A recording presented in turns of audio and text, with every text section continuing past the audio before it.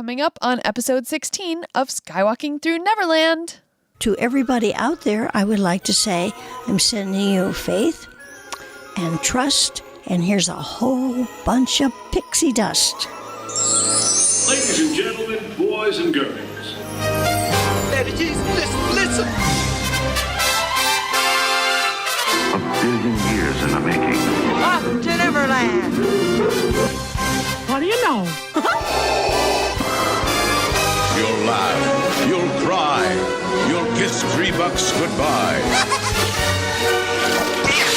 Hey everyone, and welcome to episode 16 of Skywalking Through Neverland. This is Richard. And this is Sarah, also known as Jedi Tink. This is the podcast that spotlights you, the fan. Coming up on this episode, we have some Star Wars marathon rumors. Our newest addition to the Skywalking Through Neverland crew, Joey Pittman, has got a Wizard World report. And we have part 2 of our interview with Tinkerbell animation reference model, Margaret Kerry. And Sarah talks to Angela Doyle, her Jedi Tink wing maker, and she had a special surprise for Miss Margaret Carey. So you'll see video of that, and we'll also talk to Angela about how she makes these wings. It's an incredible process. And some of you may be listening to us for the first time and have seen pictures of what she made already on Facebook. So thank you for joining us. We've already said too much. Yes. We also have a not-so-vintage video starring The Big Bang Theory. Sure you all had seen that. Yep. And we have another edition of Dave Scale's The Rebel Spy. This time, Sarah and I sat in with Dave and made some fun commentaries. We had so many stories around the closing of the original Star Tours. Now, if Star Wars fans are known for one thing, and I hope more people are becoming more and more aware of this, is that they are very charitable. Yes. Like the 501st, their main mission is to raise money for Make-A-Wish. They do hospital visits in their armor, and I don't think Star Wars fans are given enough credit for being known as being very charitable. Really? So going on right now at omaze.com, you and a guest can win a trip to Skywalker Ranch and meet George Lucas. Wow. Now this is all benefiting Make-A-Wish, correct? Make-A-Wish, yes. Yes, every donation to Make-A-Wish can really help out children with life-threatening illnesses. And I myself have done a couple of Make-A-Wish charity appearances, and it's heartbreaking. So if you can donate money to this foundation, because these people, they make so many kids' dreams come true who don't have a lot of time left. Right. So with just a $10 donation, you and a guest can be eligible to win a trip to Skywalker Ranch to meet George Lucas and also hang out with Mark Hamill at Nerdist Studios. Wow. Mark Hamill at Nerdist Studios, the possibilities are endless. Yeah. And also, if you win, you will win airfare and hotel for 2 people. Oh, wow. So you're going to Skywalker Ranch first to meet George Lucas. Which and then is up in Northern California. Right. And while you're up in Northern California, if you have another couple of days, you can go visit Rancho Obi-Wan, which is just about 25-30 minutes away from Skywalker Ranch. Now, this is a fantastic opportunity. So like I said, every single entry is $10, and the more entries you enter, the lower the price goes. Wow. So I think if you do 5 entries, the price goes from $10 to $8. Okay, so it's not $50 total. It'd be $40. Okay. Wow. So the price keeps on going down the more entries you make into this contest. Nice. So we're going to put a link up on our page, or you can go to StarWars.com and watch a really funny video that Mark Hamill had made. Oh, cool. I'll have to go see that.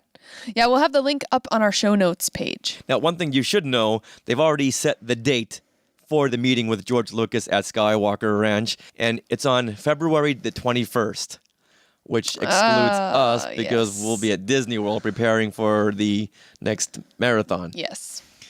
So keep that in mind. Sorry, sweetie. Because that's one of those things that I almost donated all this money because I wanted to enter. I wanted to win. Mm-hmm. But then I saw the date. Yeah. I'm still going to donate because it's a great charity. And the meeting with Mark Hamill will take place on the following day or on a mutually convenient day. That's nice to know. That's good to know. On the site, they don't make that detail about meeting George Lucas on the 21st of February that prevalent. I'm glad you searched around. Yeah, me too. So very good to know. So once again, omaze.com/Star Wars. We don't talk a lot about rumors on this podcast just because they're rumors. Yeah, there's really nothing to talk about. Because they could change at any other time. Exactly. And as we're finding out, a lot of these media sources are creating their own rumors. Mm-hmm. So until Disney or Lucasfilm says so, then we'll start getting excited about it. Right. But you found a new rumor that's kind of worth mentioning. It is. It started on Facebook, or not started, but that's where I saw it, on Facebook first, in a Disney discussion group. There is a rumor that because the Tinkerbell half marathon in 2015 is now moved to May, Mother's Day weekend, that they have this whole open space for January for a Run Disney race at Disneyland. Well, what's going to fill that slot? The rumor is that there's going to be a Run Disney race, all Star Wars themed, at Disneyland in January. I will start getting in shape and training for these races. Right now. Yes. So now that's the rumor. Now, this would be like a whole Run Disney race weekend, which... Sanctioned by Disney. Yes. And those weekends always consist of a 5K run, which is kind of a fun run, usually a 10K run as well now, and then culminating in a half marathon. So hopefully all of these would be themed towards Star Wars. Now, the rumor continues on the Disney discussion boards, Diz discussion boards.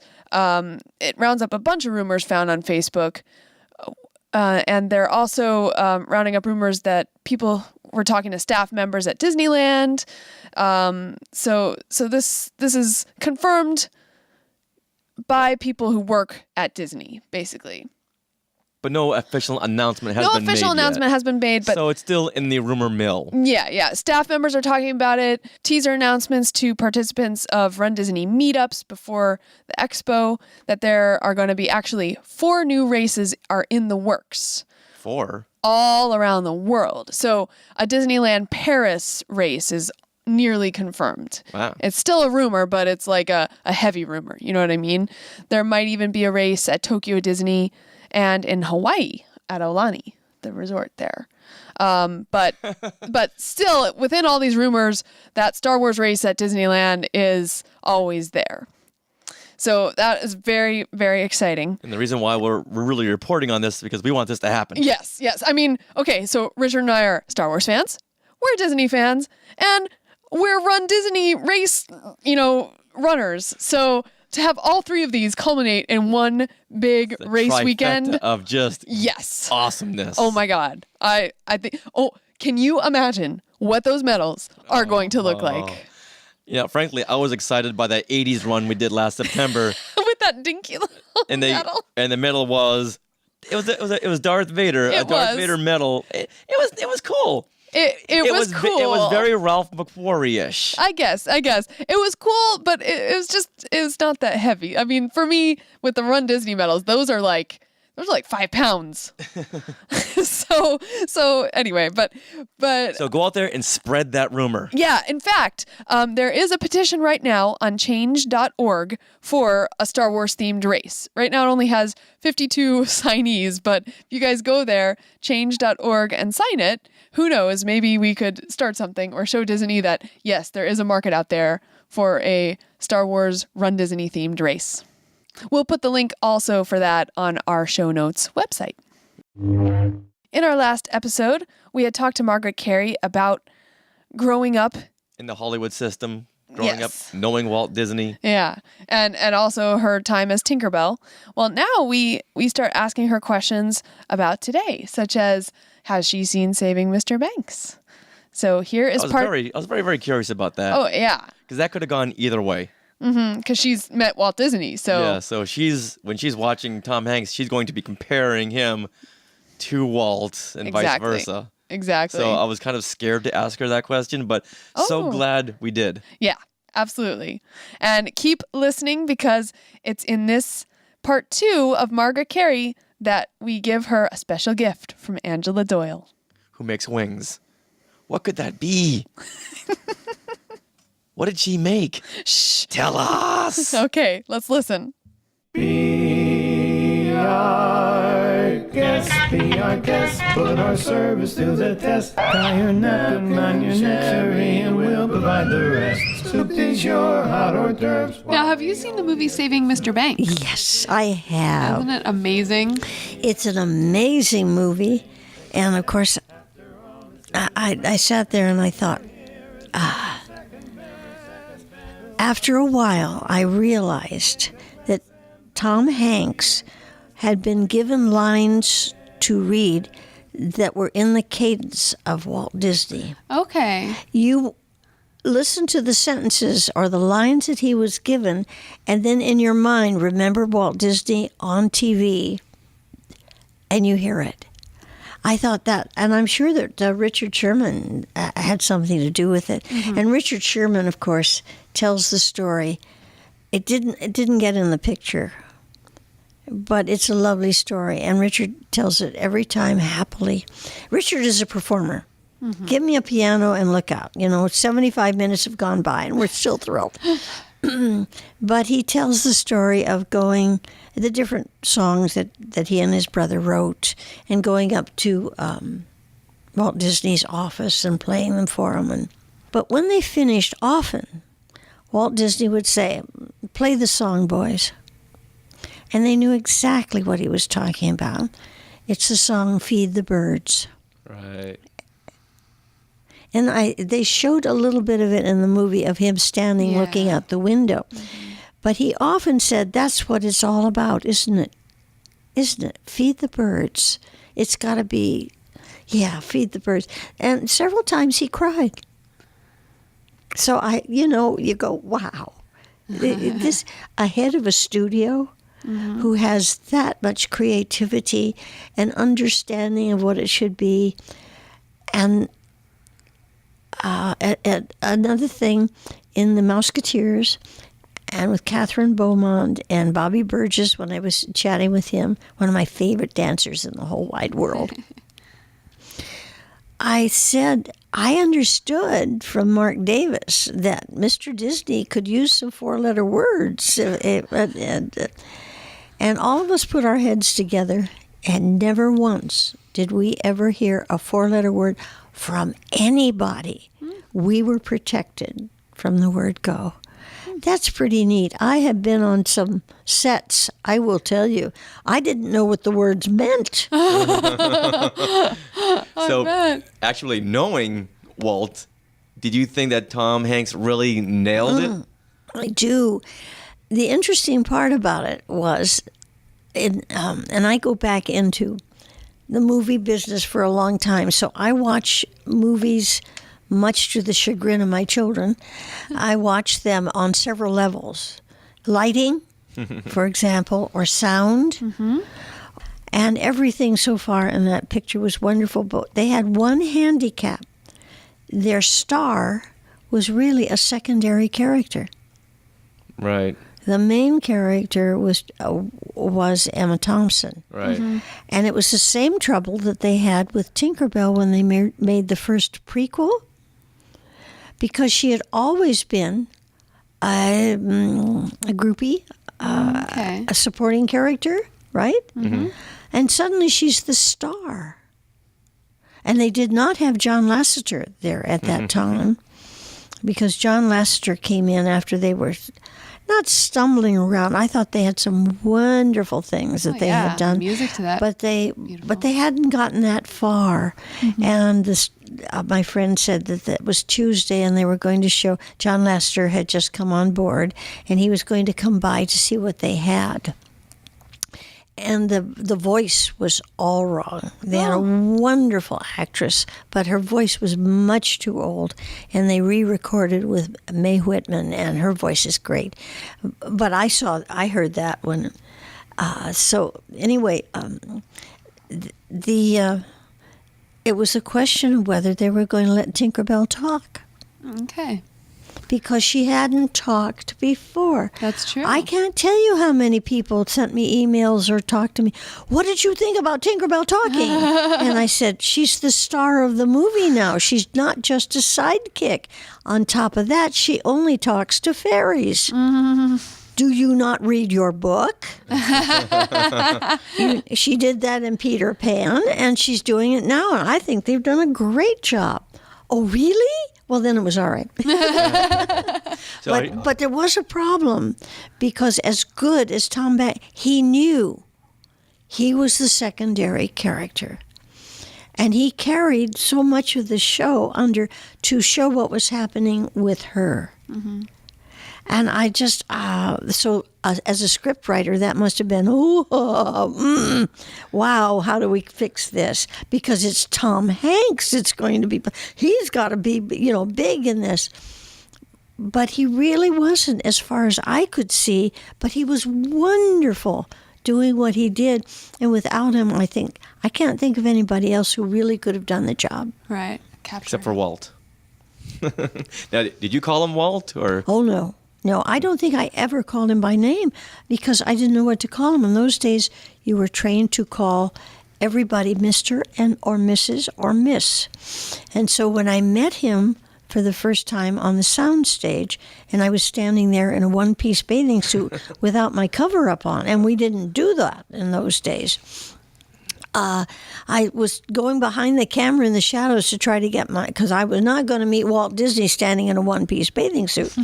But as I'm going, I'm thinking, what should I call him? Hello, Mr. Disney. Nice to be... Oh, that doesn't sound right. Hi, Walt? No. Uncle Walt. I'm too old to do that.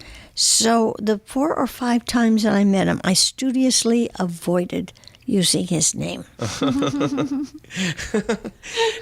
Is there anything that you've never said about Walt himself to any something, that little piece of information you may have had in the back of your head? Well, I will. I've said this before, but I want to bring it up because I hope that you have been to the Walt Disney Family Museum. When you go through the museum, Walt Disney is your host. He talks you through the rooms. He tells you what's going on. He explains the multiplane camera stand to you. There's big pictures of him, and you almost feel like he's saying, all right, we're walking, as you do in a museum. Yeah. And it's wonderful and so assuring to hear his voice. That's amazing. And I just give kudos whoever set up that museum. It's just wonderful, except for the little cafe.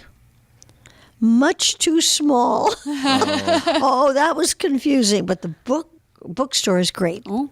The feeling in that place is unlike... I'm sorry that they use the word museum.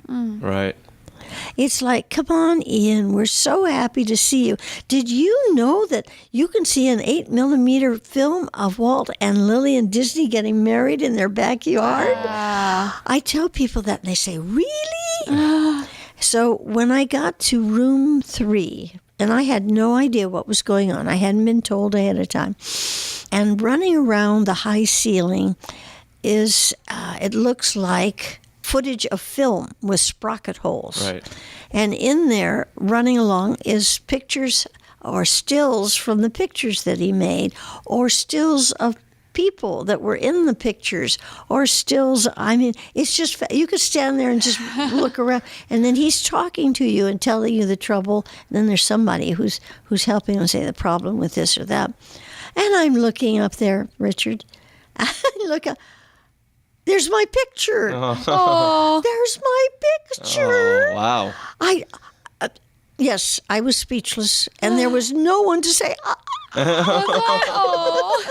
Oh, next time call us. Say, look, really? look, I'm right there. Have you ever been to Walt Disney's Barn over in Griffith Park?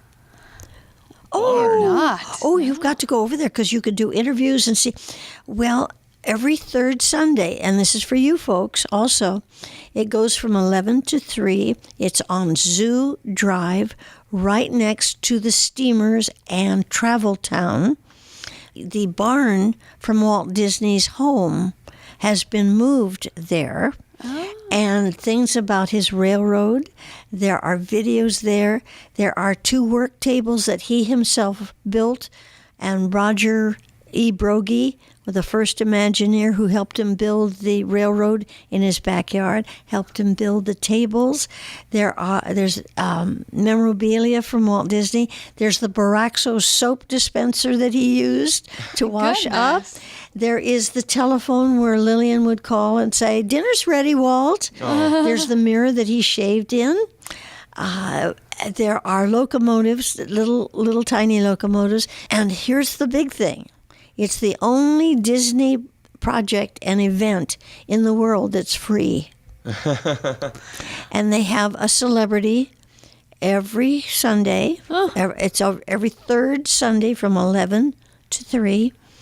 And who's signing books, who's talking to people, and people come and they have the best time.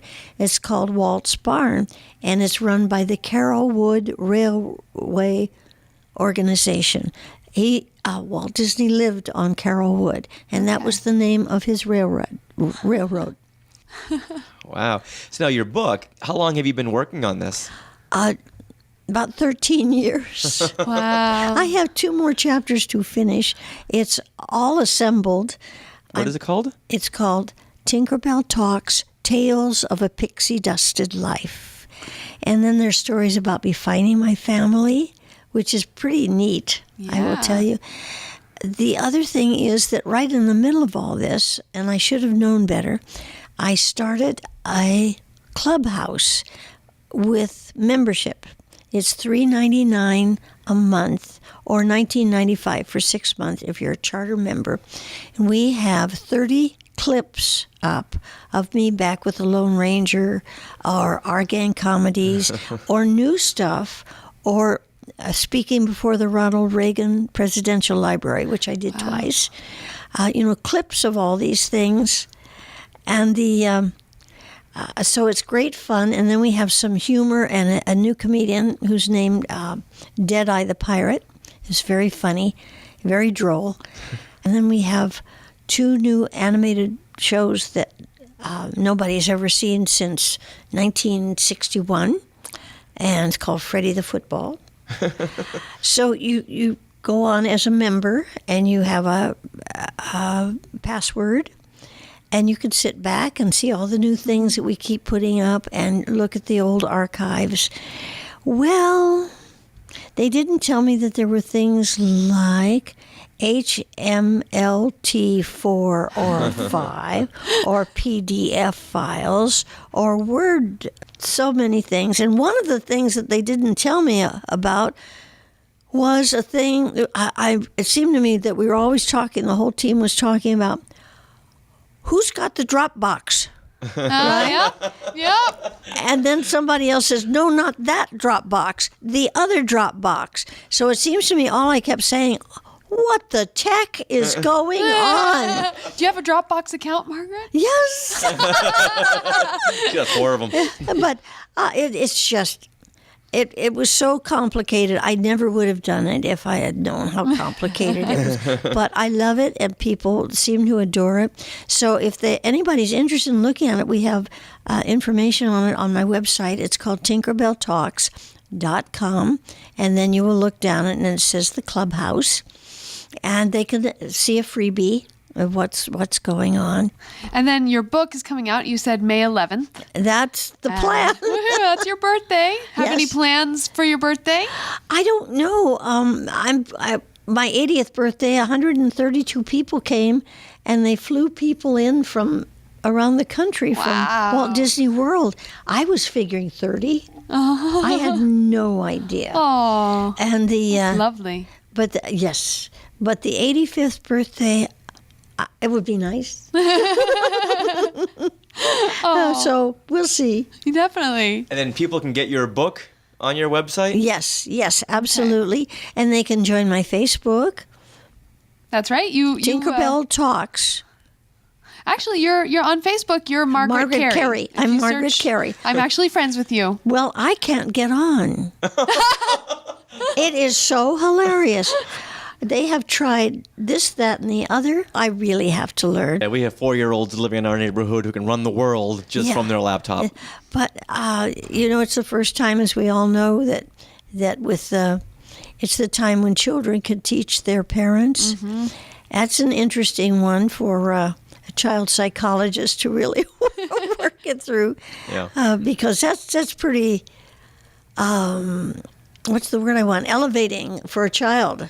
Mm-hmm. Oh, come on, I'll fix it for you. They hit 3 buttons and all of a sudden that spinning rainbow wheel goes away. Yeah. Yep. So where can fans see you next? We saw you last weekend at the Disney Fitness Expo. Yeah. Well, it hasn't been locked down, but it looks like I'm flying up to San Francisco, and I will be doing a speaking engagement, but it is for a group. So I will post it. I'm trying not to do too many. In fact, I'm trying to do very few until I get this launch of the clubhouse and the book done. There's just all these little details. And I'm going to be 85. You know how hard Yeah, but that's just a number. It really is. You have the zest you just keep saying of an 18-year-old. You just keep saying it, folks. Yeah, you don't forget a thing. You know, you're talking about age. We were mentioning June Foray a minute ago was one of the reference models for the dark-haired mermaid. Junie is 92 years old, might be 90. You know, her birthday is in September, so I think she's 92 and a half. She still gets in the car and drives to Columbia Studios once a week and does voiceovers. Wow. Now, she could hardly read. Bless her heart. She's really, her eyes are taking a beating. Mm-hmm. But she sees distance just fine, and over she gets. So this business really keeps you, if you want to. Mm-hmm. If you want to. Now, we have a gift for you. Mm-hmm. Oh, you do? This has been a gift. Oh, it's been a gift for us. Believe me. Yeah. When we went to the Kamikaze convention, I know I met you there, and I was playing a character called Jedi Tinkerbell. And I had these wings made for me by this fabulous woman. Her name is Angela Doyle. And she makes wings for a living. She makes fairy wings. And she... I know, it's like what she does. And she made you a special gift. Yeah. The wings that I have are worn out. Oh, well... Here you go. Please open that up. Okay. Yeah, I think. Can you hold the bottom? Yes, I got it. Just take that all out. Well, I'm going to let the FAA know that the mechanics have come and fixed my wings, and now I can fly again. Here we go. Oh, they're beautiful. Aren't they gorgeous? Yeah. Yay. We thought, you needed a pair for conventions. Look at that. Oh. Aren't they beautiful? And this lady's name is Doyle, so it sounds Irish to me. I think she is. In fact, you can probably be friends with her on Facebook. Angelia. Yes. Angelia Doyle, Chief Ferry Officer, info at ferry-wings.com. Oh, that's wonderful. And look at that. Oh, they're beautiful. Look how they catch the light. Yeah. I can just imagine that in Neverland. I really can. Wow, we could have gone on for hours. Yeah. Hours. Just the fact that you knew Walt Disney. We could go on, have a whole show just based on that. It was just so amazing. I still get goosebumps when I think about it. Oh. I do, after all of these years. I get goosebumps just knowing that you looked Walt right in the eye. And he did when he talked to you. That's the way he did. Wow. And you see, in 1951, ladies did not look people in the eye. Really? That was too bold.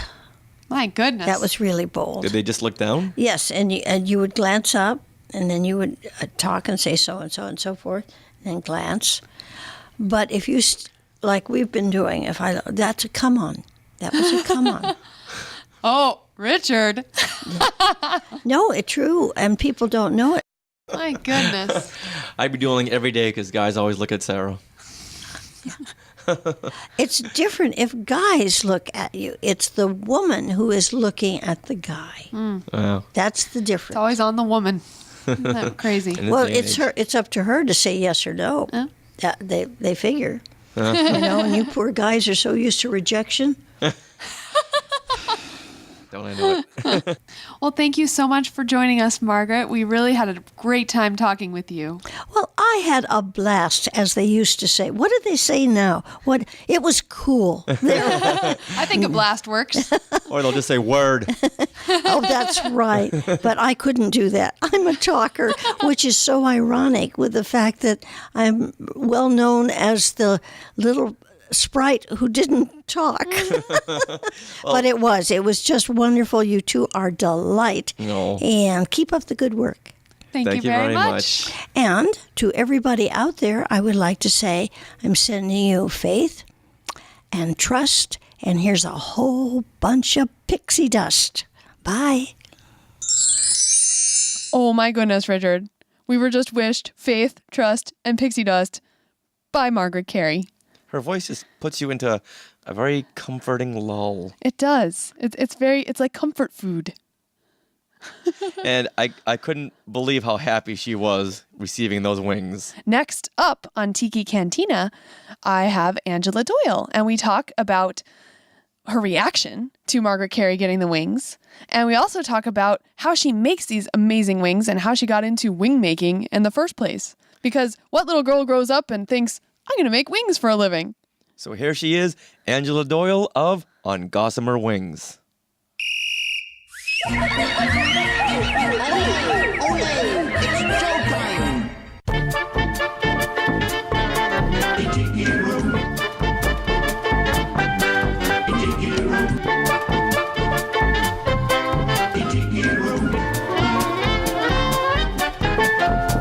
All right, well, welcome, Angela, to Skywalking Through Neverland. Hi there, how you doing? I am doing great ever since we met Margaret Carey, and we got to give her your wings. Yay, I'm so excited. Oh my goodness. I was so excited when you said that you wanted to give her a pair of wings. And what a great idea. Yeah, it seemed like the perfect match because I've been making the Tinkerbell wings for a little while. And since you were going to be talking with the Tinkerbell, it just seemed like, I've seen so many photos of you with her, and she just seemed to be missing something. She needed a pair of Tinkerbell wings. Yes, she did. In fact, at the last convention that we saw her at, she had this, like she said, her wings are getting very old. She had this like flimsy little pair of, dime store wings. Right. And yeah, she definitely needed an upgrade. What I wanted to know from you, how did you first hear of Margaret Carey, and why do you like her so much? Well, I've been a fan of Disney for a very long time. As a matter of fact, I was an art major when I went to college. My general thrust going into art was I wanted to be a Disney artist. And because at the time, they were still doing hand-drawn feature-length films. And so I went into college into art wanting to do something along those lines. So I had grown up knowing all about the entire process of how they put together these movies. And I knew about Margaret Carey all the time growing up. I can't imagine a time when I didn't know about her. I may not have known her exact name, but I knew about the model who was Tinkerbell. And she was always a favorite of mine. Well, I'm so glad you reached out to us, and we were able to give her your wings. Absolutely. And when you saw the video of her and her reaction, what did you think? Oh, I was just over the moon ecstatic. My husband was sitting with me, and I think I probably gave him a bruise because I kept hitting his leg because I was just like so giddy. I kept saying, that's Margaret Carey. She's got my wings. Oh my gosh, look, she's got my wings. Oh. So wow. I really, it was kind of like one of those life moments that you just never forget. She's been kind of an idol in my life, and to see her accepting something that you've made is just amazing. Yeah, that's so awesome. And we connected because with my Jedi Tink costume, I was doing a lot of research on what to do for the best wings, because you can't have a Tinkerbell costume without the proper wings. Absolutely not. Wouldn't be Tinkerbell without wings. Exactly. So I connected with you, and you made me this awesomely beautiful pair of Tinkerbell, fairy wings that are now sitting. Actually, I'm looking at them right now. Yay! From then on, we've kind of started a Facebook friendship. Absolutely. And I've enjoyed that greatly. Yeah. So I'm so curious about this business of yours, because I just think it's so awesome that you got into making fairy wings for a living. And I wondered how you got into that. Well, it kind of grew out of my interest when I was in college. I had an interest in the goth culture at that time, because when you're an art student, you end up wearing all black because you don't want to get charcoal all over your clothes and the like. And so I just kind of fell into that kind of thing. But I wasn't filled with enough angst to be truly goth. Yeah, looking at your picture now, it's like, yeah, no, there's no goth in you at all. I didn't quite fit that mold.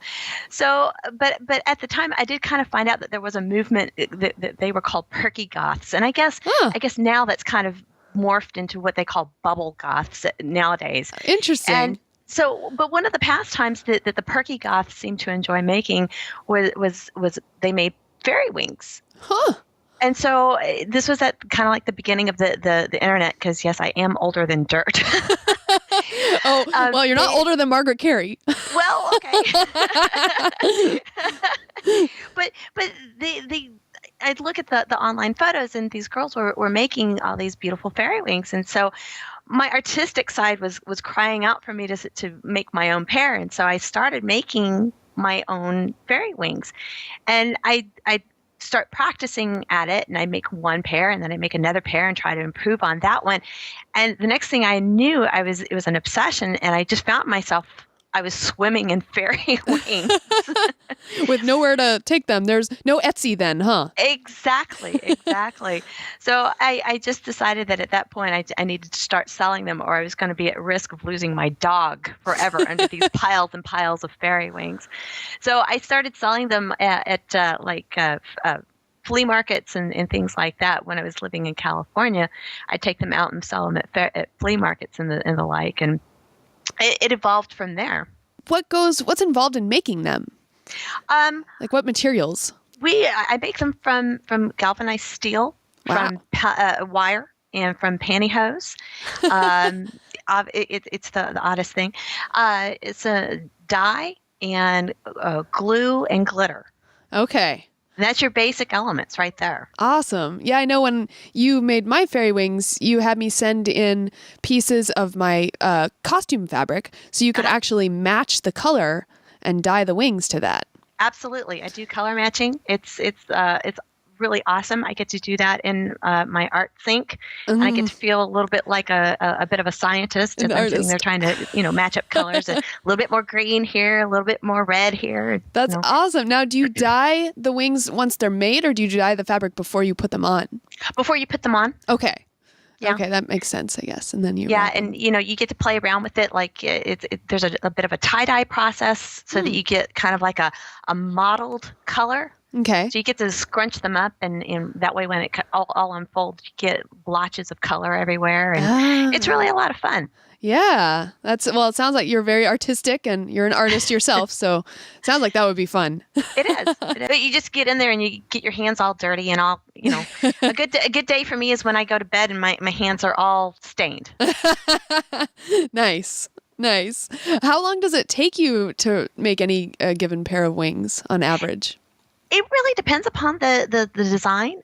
Any given, like a simple design can take like maybe about 4 hours. Wow. A more complex design can take anywhere up to a week and a half. Right. Yeah, I know. I've seen some with like multiple petals or wings. Like, what would you call them? Multiple. A single bit would be Yes. called a pedal. Okay, and it is a pedal. Two pedals together would be called a panel. Okay. So yeah, I've seen wings with like multiple petals on them to make up one panel, right? Yeah. And yeah, they're beautiful. Oh, thank Love you that. very much. What are some highlights that has happened because of On Gossamer Wings? There have been some surprise highlights. Like a couple years ago, during the holiday season, I'm in my workroom working, and all of a sudden, I turn around and I get a flash of a wing. I back up my TV and I see that one of my pairs of wings is being used in a Target commercial. Oh my goodness! Yeah, it's like a 30-second spot, but it's a little girl dancing around in a pair of my wings, and it's just like, oh wow, well there's that. There's features in magazine like Faye magazine. I've had a couple features, several features in Faye magazine. I've actually seen some of your wings like on runways. Is that right? Yeah, I've done a couple runway shows. I've had several years ago. For the West Coast premiere of Finding Neverland, I was contacted by the woman who is doing the after party for Finding Neverland. Wow. And she was decorating the villa where they were having the after party for all the stars and everything. And she decorated the villa with multiple pairs of my wings, and it turns out that Kate Winslet was so taken with my work that she cut down several pairs of the wings and took them home to her daughter. Oh. That's amazing. Yeah, and it's like, oh, well, okay, that's fabulous. So yeah, there are always little highlights like that you get stories that come back and you go, oh, wow, hey, that's pretty cool. Absolutely. Are you a one-woman business, or do you have other helpers now? I'm largely a one-woman business. My husband does help me from time to time with a lot of the heavy lifting. Okay. But by and large, it's all me. Everything's made by my own little hands. Eventually, we're going to have to look at spreading out and getting some help. But right now, everything's right here. Good, yeah. Now, you said you were a bit of a goth at first, but I see a lot of Renaissance fair pictures. Do you go to a lot of Renaissance fairs? I do. As a matter of fact, that's one of our family outings that we do every year. We always buy a season pass to our local fair here, which is Scarborough Renaissance Festival in Waxahachie, Texas. And we go as often as we can during the 8-week run that's there. I like to do a little character by the name of Whimsy the Fairy. Oh. And we just have the most fun playing around with the kids and just acting like a fairy out at fair. Oh. Do you meet up with a lot of people there? Yeah, we do. We've made an awful lot of friends who are like-minded, who like to dress the part of Renaissance folks, and just it's just a different environment. It's a very creative environment out there. Yeah. So it's always a lot of fun. Awesome. For the listeners who want to get in touch with you, where can we find you? Where can we buy some fairy wings? Well, my website is www.fairy-wings.com, and you can find all of my contact information on my my contact page. Okay, great. And I know I always go to Facebook, and on facebook.com/ongossamerwings, I'm guessing. Yes. That is where we can find you as well. Oh, and you also do some fairy wing giveaways on Facebook as well. I do. And I do those as we hit certain milestones, certain fan milestones, and sometimes just when the mood hits me. So nice. Yeah, I love my fans today. Let's have a giveaway. So, yeah. Well, you definitely keep all your fans happy, including me. I try. And I should order another pair of fairy wings pretty soon. Let's do another we should cosplay. talk about that. Yeah, I need to think of some cosplay to do. Yeah. Well, thank you, Angela, for joining us on the Tiki Cantina. Thank you, Sarah, for having me. I've really enjoyed it. I am Angela Doyle, Chief Fairy Officer, and I am skywalking through Neverland. Last week, we had welcomed our newest addition to the Skywalking Through Neverland staff, Joey Pittman. And last weekend, he went to Wizard World Comic-Con in Oregon, and this is what he had to report. We are now talking to Joey Pittman, our new Skywalking Through Neverland correspondent. And last weekend, he skywalked all the way through Wizard World Portland Comic-Con. So, Joey, tell us all about your adventures. Man, I don't know where to start. Ran into artists, cosplayers, local people. So you were there for 3 days, and this is your first 3-day convention? 3 full days. Saturday was the big panel day. Yeah? What kind of panel did you see? Well, we're lucky enough to get into the Adam West, Burt Ward panel. Wow. Batman and Robin. So that was really cool. Were they talking about their new DVD release? Yeah, they were talking about that. This is the first time that Batman, the series, the 1960s series, has been released on DVD. So this is a huge deal. Did they talk about any kind of special features they did? They talked about a few commentaries. They talked more about the new toys that are coming out. They seem really excited about that. So, Yeah, I mean, anytime you can get immortalized in a toy, I guess that's awesome. yeah, and more to the point, this means revenue that they haven't gotten in 40 years. Adam West actually got up, and I don't know if you guys remembered, but when he Batusied a couple times on stage. Oh, see, famous, right there, that's worth going to Wizard World Comic-Con. Yeah. Did Adam West have any comments about Ben Affleck playing Batman? He started off saying, yeah, he called him and asked him what to do, but then they wound up being a big joke. He was, the whole time, he was just sarcastic the whole time, just like he is on Family Guy. Yeah, then following that was Stan Lee, and just being in the same room, I mean, you could feel just the magic and coolness of that guy. Oh, sure. Yeah, the guy's, I think he's 150, and he has the energy of a 13-year-old. Yeah, pretty much. I mean, it was funny. He was running late. There's like, Stanley's running late. He's 91 years old, and he's Stanley. He could do whatever he wants. So, did Stan Lee have any revealing news? The big news was that, and somebody asked, but that he's not going to be in Guardians of the Galaxy. He's famous for his cameos in Marvel movies, so he's not in it. But by that movie is going to make a ton of money because people will come out as like, oh, I didn't see Stan Lee. I got to go see it again. So that got a lot of laughs. The man knows comedy. Oh, yeah, he does. He's smart as a whip. I mean, he's quick. So aside from the panels, I know you posted a lot of pictures on Skywalking Through Neverland about the actors you'd seen. What kind of stories do you have there? Oh, yeah, I got I paid for Peter Mayhew, Chewbacca, which, that was awesome. Money well spent. Yeah, so he was walking out, and so I missed him during his autograph, but right next to his booth was Ray Park. And, that was just, that guy is the coolest guy ever. Yeah. Now, when Peter Mayhew came walking out, did you see him walk, or was he still in his wheelchair? Because I know he was going through this big surgery to have his knees replaced.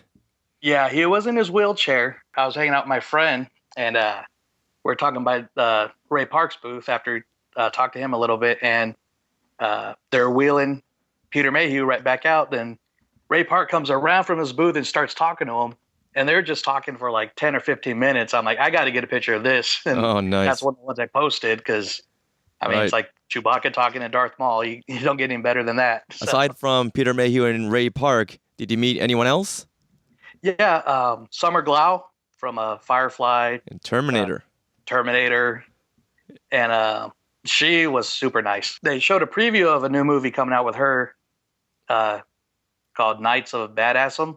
It's about LARPing. Alrighty, I love the title. They have my money. Oh, yeah. And how about the dealer room? How big was that? What kind of collectibles did you come walking home with? Got a Seekers of the Weird. It's a new Disney Marvel comic that just came out about the Museum of the Weird. Wait, Secrets of the Weird? What is this? Oh, this is the first line of comics from Disney and Marvel. And it's under this new, it's called Disney Kingdoms, where the artists actually have interactions with Imagineers, and they're doing stories based on attractions, shows that maybe never happened. Yeah, it just came out last Wednesday, and this particular one, Seekers of the Weird, actually focuses on a Museum of the Weird, the original story for Haunted Mansion. Okay, how about cosplaying? What did you see that freaked you out? Actually, there's a lot of super cool cosplays, a lot of weird ones. Portland's known for being a weird town as it is. So I unfortunately didn't see this guy, but there's a bagpiping Darth Vader on a unicycle. And see, you had me at bagpiping Darth Vader, but on a unicycle? Oh, yeah, it's awesome. He was on Jimmy Kimmel, I guess, a couple weeks ago. What was the most spectacular cosplaying outfit you had seen? It was this guy. I got a picture of him. I wasn't able to get his name, but he was Galactus from the Marvel Universe. Oh yeah, I saw your picture. That was a great outfit. He's holding a little globe. Yeah, and Silver Surfer on his left shoulder.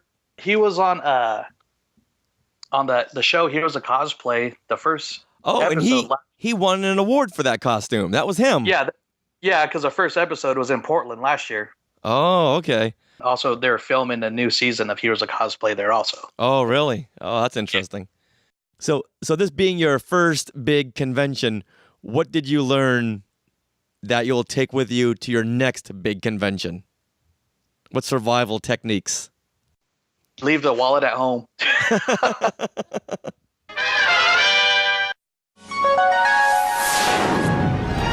When we last left off with Dave Scale's new series, The Rebel Spy, we just learned about the conception of this new innovative ride at the Disneyland theme parks. So Dave, where does our adventure take us from here?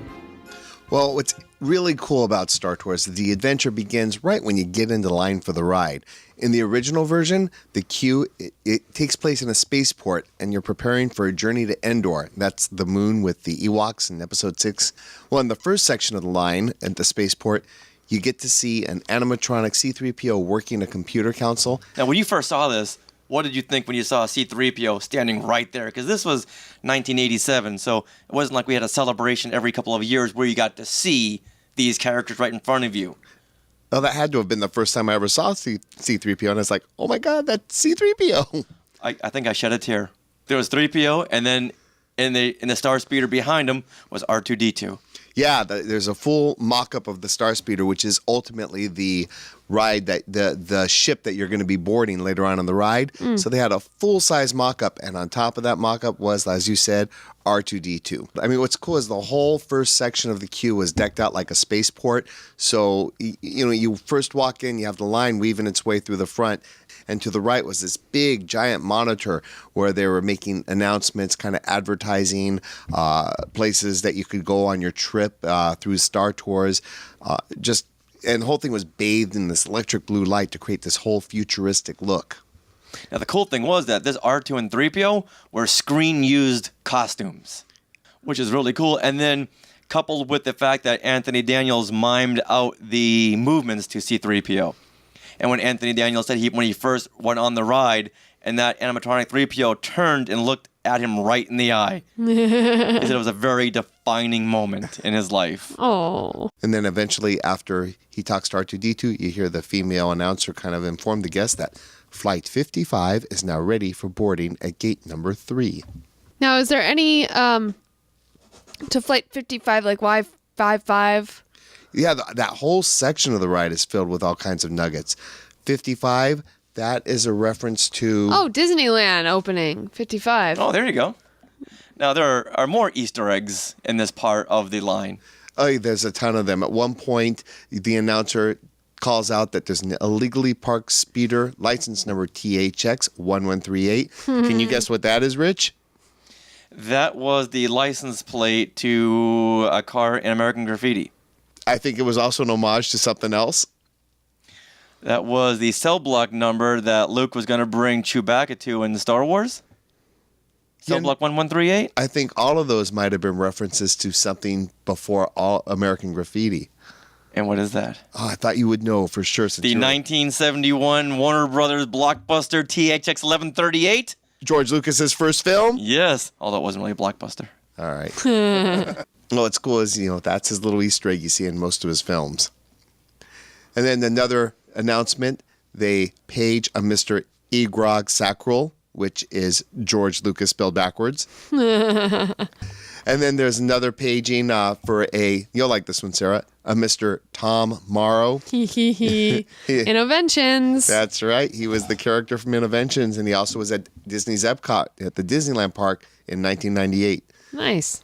All right, now how about some of the droids in the droid room? Yeah, that's the whole second section of the line. The first part of the line takes you into the lobby of this spaceport.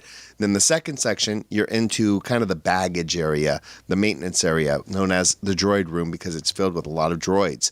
And what's interesting is the two main droids are called the G2 droids. They're talking to one another. One of them's repairing another droid, and the other one is being distracted by all the people in line and making all kinds of commentary, which is really, really fun. Those droids used to belong to a ride called America Sings. If you ever go to Disneyland, there's this big, giant building that rotates around, now known as Interventions. Well, and that's where you can see Thor. That's right. And Captain America soon. Coming soon. Well, back in the day, that ride used to be called America Sings, where you would sit in the theater and watch a whole lot of animatronic animals sing, and then the building would rotate and you'd see another scene as these animals kind of evolved through time. Well, a couple of the animals were singing geese, and they took those geese, and most of them got retrofitted, and you could see them in Splash Mountain, but a couple of them, they took off their feathers, put on some armor, and turned them into droids for Star Tours, which is also why they're known as the G2 designation, short for geese. Oh. And what's really fun is in the original version of Star Tours, the droids could actually be heard singing, "I've been working on the same droid all the livelong day," which is a reference to what the geese sang, "I've been working on the railroad," in the original America Sings ride. At that part of the ride, there's this overhead bin, a conveyor belt of all kinds of parts that kind of float over you. And in one of the bins, there was a model of Kermit the Frog made out of spare parts. Cute. Now, after seeing all these fun Easter eggs, you finally get your 3D glasses. Ooh. And now you're ready to board Star Tours. Now, these 3D glasses, they were free to all guests, right? Free until you're done with the ride. Meaning you weren't supposed to take them home? No, I mean, you weren't. Oh, then the pair that I still have, they're on loan from Disney. Yeah, it's okay if you loan them, because that means that someday you may return them. That's a pretty big if. So now, while you're waiting to get onto Star Tours, they show you a really fun video. Oh, that was a great. Yeah, it's the ride operators would direct you in front of one of the four simulators, one of the four star speeders. And while you're waiting for your star speeder to open, they had a little safety video playing up above the line area that posted a countdown and also showed the star speeder being serviced, which was kind of setting up some of the backstory. And then eventually it kicked over into a safety video on how to fasten your seatbelts and where to place your belongings. And what's cool is that little safety video, it had all kinds of little aliens. But it was preceded by this one flight attendant with the big hair rollers who would tell you all about the safety procedures on Star Tours. That's true. She's important to remember because she'll be coming back for the next incarnation of Star Tours in another role. I loved her hairdo. In fact, on our last ride, our last tour to Endor, remember some girls were all dressed up like That's her? right. With their hair like that? That's right. When the ride closed, Yeah. people cosplayed as that flight attendant. Good memory. Yeah. With the gravity-defying hair. Right. And then it would cut to inside the star speeder where they would show you where to put your belongings and how to put your seatbelt on. And who was in that video? Chewie. You had Chewie. You had Chewbacca. You had a Gran, or as many of us know him as, Reese, who was taking a picture because he's got 3 eyes, so he had 3 lenses on the camera. You had Amon Calamari. Mm-hmm. And you had one of my favorite, you had Tink. Now, Tink doesn't get enough love. They had made action figures of this crew inside the Star Speeder safety video. The set came with Amon Calamari, came with the Reese with a 3-lensed camera, and it came with Tink. And because it had Tink, I had to buy that because, once again, Tink doesn't get enough love. And there's also a little fun little nugget. There's a second Ewok when he's boarding on that video, and he's clutching a little stuffed Mickey Mouse. Oh. Would you call that product placement? Or it could just be that on that particular trip, there actually was an Ewok who was a Disney fan. After the video, the doors open up, and we walk across this bridge to board the Starspeeder, where we're greeted by C-3PO on a monitor, as well as the bumbling droid pilot RX-24, or Captain Rex, as he is more commonly known. Captain Rex? From the Clone Wars? You know what? I have never read anything that compares the two, but it seems a little bit too coincidental to me. 2 Captain Rexes in the Star Wars universe. I really suspect that I wonder if Captain Rex is like John. A very common name. It wouldn't surprise me if the clone trooper Captain Rex was actually an homage to the original Captain Rex from the ride. It just seems a little too coincidental to me. Mm-hmm. So it's cool, though, as Captain Rex, he chats up the guests while R2-D2 is supposedly being loaded outside the Starspeeder, kind of setting up the whole adventure that we're about to have. And that voice. That voice sounds very familiar. You want to know who voiced Captain Rex? Can you guess? Well, I think Richard knows. I know, but let's let the listeners guess. Ponder it. Guess. Keep on guessing. He is known as Paul Rubens, or really known as... Pee Wee Herman. Yeah. He voiced the original Captain Rex on the first ride. Then there was a lot of controversy after that Paul Rubens, Pee Wee Herman... Misadventure, yes.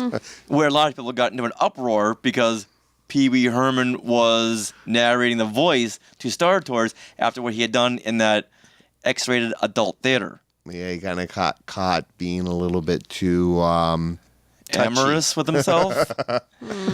But then Disney obviously didn't do anything, but come on, people, separate the actor from the role. Mm-hmm. So that'll wrap up this segment of The Rebel Spy. So what do we have coming up next week? So next week, we're going to pick up where we just left off. We're going to actually experience the adventure on the original version of Star Tours, our trip to Endor. So, on behalf of Skywalking Through Neverland, I'm Dave Skale, and I am The Rebel Spy. Hit it, R2. Star Wars is everywhere. My name, you know, is C-3PO. Kellogg's C-3POs. Oh, no! You're Vader! Who? I'm a teenager from outer space. Avid watchers of the show The Big Bang Theory knows that they get some pretty well-known guests from the pop culture world every once in a while. They've had Summer Glau, Stephen Hawking, George Takei, Buzz Aldrin. Exactly. Stan Lee. Bill Nye the Science Guy. Yay, whom I've danced with. Will Wheaton, who has a recurring role. Mm-hmm. But last week, they had some of my personal favorites. Who'd they have? James Earl Jones. Yes. And a very brief appearance by a bat-wielding Carrie Fisher. Now, this was a kind of a weird episode, in my opinion, just because... let's set it up where Sheldon, who cannot get into Comic-Con, wants to start his own convention. Mm-hmm. And he's looking for guests. So he's like calling all these celebrities. And he finds out that James Earl Jones has tweeted he's going to be at his favorite sushi restaurant. And he knows from a tweet like a couple years earlier that... He did some research. Yeah, which his restaurant is, so... So he goes there and confronts James Earl Jones, who immediately says, yes, I'll be a panelist at your convention. It was a very... I thought this was going to go somewhere in a twist. Mm-hmm. But it was pretty straightforward. He and Sheldon just spent the day together, going on the Ferris wheel. We didn't see it, but going to a strip club, apparently. Going to a strip club and playing Ring and Run at Carrie Fisher's house. And Ring and Run is what we used to do when we were kids in New England. That's where you ring the doorbell and run. I don't even know what that's called. Ring and Run. I didn't know that A lot had of people call it Ding Dong Ditch. And there was a very similar plot years ago on the show Just Shoot Me, where David Spade sees Mark Hamill at a coffee shop, and he's all excited. And how is it working with R2-D2? And what's it like holding a lightsaber? And how fast can a land speeder really go? And cut to David Spade up at his office. Mark Hamill walks in. Hey, what kind of pen are you using? Who are you working with? what kind of shoes you wearing? And just doing to him what David Spade has been doing to Mark Hamill all along. So the whole day, he'll follow him along, just asking him all these questions. And at the end, David Spade says, would you just leave me alone? And Mark Hamill says, aha, that's what I go through every single day. How does it feel? How do you like it? So I was kind of thinking that this Big Bang Theory was going to go the same way. At the end, James Earl Jones would have a twist, but they just ended up being good buddies. Yeah. What did you guys think of it? Please hit us up on Facebook. So here now are a couple of the Big Bang Theory highlights from last week, starring James Earl Jones and a bat-wielding Carrie Fisher. Hey, Los Angeles! I'm on a Ferris wheel with Darth Vader! And he's nicer than you think! I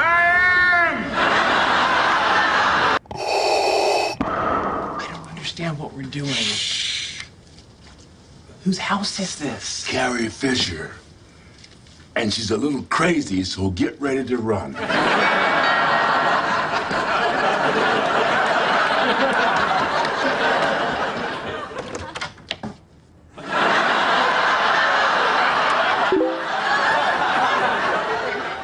It's not funny anymore, James! Then why am I laughing? It's countdown time. That's exactly what I was thinking in my head. How many more days, Richard, until the countdown of Celebration Anaheim? All right, without looking, I'm going to guess somewhere in the 400 range. It is a year and 2 months. That's 14 months. 365 days plus 60? I'm not ready for math right now. No, actually, it's more than that. It's actually 435 days. 400. As of February the 3rd, there are 435 days until Celebration Anaheim. And countdown to episode 7. Star Wars episode 7. How many more days? I'm going to guess 1,138. You would be incorrect. Not according to George Lucas. Everything to George Lucas is 1,138. Oh, okay. Nice little twist there. There you go. So you get it? 1138? I do. Get it? I get it. I get it. That's the Easter egg for this show. So there are 683 more days until Star Wars Episode 7. Woohoo! And how about a countdown to Star Wars Rebels? But wait. We don't know this either. We don't know the date yet. We don't know. First it was summertime of 2014. Now that was for the TV special, for the Disney HD TV special. There was going to be summertime, but then all of a sudden it's now in fall. Oh, really? Yeah. Ah. So we don't know much about Star Wars Rebels. Except this week there was a new character revealed. Yeah, not only do we know the Imperial Inquisitor, but we now know the name of the new astromech droid, Chopper. Yay! Where was this revealed? This was revealed on StarWars.com. They say he's a lazy, cranky astromech droid and the latest character revealed from the highly anticipated Star Wars Rebels animated series. If R2 is the family dog, said Dave Filoni, executive producer of the show, Chopper is the cat. That's pretty funny. Yeah, it makes sense. R2 is a man's best friend. Yeah. He's always going to be there for you. Mm-hmm. Where a cat, if you're in trouble, maybe I will, maybe I won't help you out. Yeah, cat kind of has its own way of thinking. Yeah, he's going to knock something over and go, yeah? What else you got? But yet they can be incredibly lovable, too. Sit on Very, your very lap. lovable. And what's amazing about Chopper is that he's very Ralph McQuarrie-ish. He's very squat, unlike R2. And he's got the arm sticking out of his head, just like in the Ralph McQuarrie painting of R2 and 3PO first landing in the Tatooine desert. Cool. So this show is really taking on the look of Ralph McQuarrie. This show should be called Ralph McQuarrie's Rebels. That'd be cool. Yeah, and I got to admit, when I first heard the name Chopper, yeah, I wasn't too thrilled with that name. No? With the Inquisitor, it's too earthly, but the Inquisitor has a evil ring to it. But Chopper, it just seems too earthbound. Okay. Although his designation is C110P, so I guess out of that they get Chopper, so it kind of makes sense. And kids are gonna love that name. Mm-hmm. So I'm sure it's gonna grow on me. So hopefully very soon we'll be adding the Rebels Countdown to our list of countdowns on Skywalking Through Neverland. Well, this wraps up episode 17. Next week, we will hear from comic guru Steve Houston as he tells us how he thinks comic book heroes have translated onto the big screen. Speaking of comic book heroes, did you hear who's playing Lex Luthor? Yes. It was all over Twitter yesterday morning. I don't get it. Do they not want people to see this next movie? It was all over Twitter, and yet I thought, what, Jesse Eisenberg? Like, I thought it was a joke. First of all, he's 30 years too young. Yep. He's not bald. They can take care of that easily enough with a razor. But he just doesn't have. He had that mastermind thing going in the Social Network, but he's just not Lex Luthor. Who would you want to see as Lex Luthor? I'm saying Lex Luthor like Ned Beatty did in Superman. Mr. Luthor. What? Ned Beatty. Yes. Otis. Okay. From Superman. Oh, right. Yeah. I don't know. I mean, I always loved the original portrayal of Lex Luthor by Gene Hackman. Thank you, Gene Hackman. I loved Kevin Spacey. He was great. Yeah. Even on Save Me. What's the show? Smallville. I really liked him. Do you know who I would like to see as Lex Luthor? Who? Hugh Grant. Really? Hugh Grant, because he's of age. He's got that. Now he is. He's got that snark to him. He does. He's got like this badass snark, and yet he's still likable because he's pretty. So that could work. I could see him because he would bring that comic flair. But how would he look Lex bald? Luthor. I don't know. I'm not sure about that because he's always known for his like flowing locks. If you guys have an idea of who you would want to play Lex Luthor, let us know. Right into share@skywalkingthrough-neverland.com. Also next week, we're going to talk to Trisha Barr of Fangirls Going Rogue and Robert Bapst of the Bald Solo podcast about what expanded universe characters should make the crossover into the new Star Wars films, as well as another Disney short report and a few surprises. I'll give you a hint. What does a tauntaun say?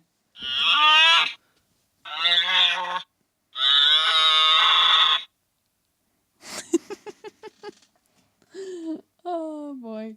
Ring a ding a ding a ding ding. Ring a ding a ding a ding ding. Now, if you guys are enjoying this podcast, please let us know. Go to iTunes, give us an iTunes review. 5-star. Oh yes, 5-star, of course. Actually, we got a new iTunes review this week.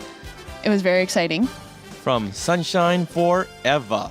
Yeah. Thanks, Sunshine Forever. You know what? Go ahead and read it.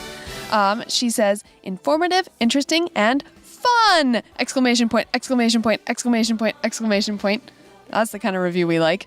And then she continues, this was the first podcast I ever watched, and it is awesome. I absolutely love it. I listen to it all day long. Oh, well, how thank cute you, is that? Sunshine Forever. Yeah, we Much appreciate appreciated. it. Yeah. And please go ahead and share us with a friend. If you know someone who's a Star Wars Disney fan, please let them know about Skywalking Through Neverland. That way, when you come on the show, more people will listen to you. Yeah, if you're a fan, if you just did a fan film, if you wrote some fan fiction, if you went to a convention and want to tell us about something, if you're a cosplayer, let us know. We'll put you on and let everyone know who you are and what you've been doing. Absolutely. So, once again, you can reach us on Twitter @SkywalkingPod, on Facebook, facebook.com/SkywalkingThroughNeverland. And of course, you can always go to our website, skywalkingthrough-neverland.com, and find us there. Very distracting. So we hope you enjoyed this show, And, as always, please enjoy Sam Shazam dancing with an Ewok hood. If anyone else wants to dance with an Ewok hood or anything else for us and send in a video, we just might play it. So, yeah, Sam's getting really tired of dancing. So if you have a video of yourself wearing an Ewok hood or anything, mouse ears, anything else, send it in and we'll play it at the end of our podcast and make it till it's like 2 minutes long. That's a perfect amount of time. And there's your homework. And remember, Neverland on Alderaan.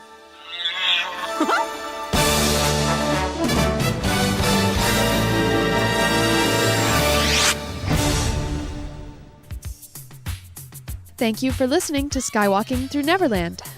We would love to hear what you thought of the show. Please send feedback and suggestions. You can email us at share@skywalkingthroughneverland.com. Please visit us at our website, skywalkingthroughneverland.com. Find us on Facebook at facebook.com/skywalkingthrough-neverland and on Twitter at skywalkingpod. All material submitted becomes the property of Skywalking Through Neverland and are subject for use on our show. You can help support Skywalking Through Neverland by posting about us on Facebook, Twitter, or just tell another fanboy or girl. We would also really appreciate a 5-star review on iTunes. A link to our iTunes page can be found on skywalkingthroughneverland.com.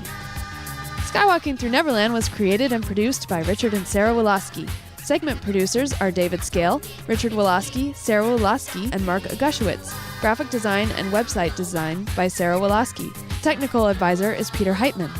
Skywalking Through Neverland is not affiliated with Lucasfilm Limited, Disneyland Resorts, or the Walt Disney Company.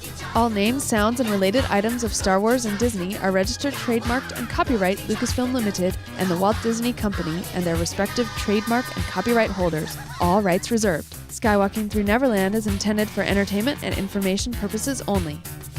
All original content of this podcast is the intellectual property of Hey Hey Entertainment, copyright 2013, all rights reserved.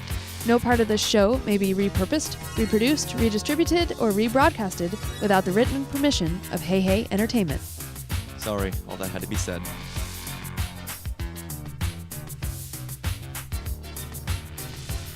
Goodbye. Live long and prosper. Wait, sorry. May the Force be with you. And cut. That's a wrap.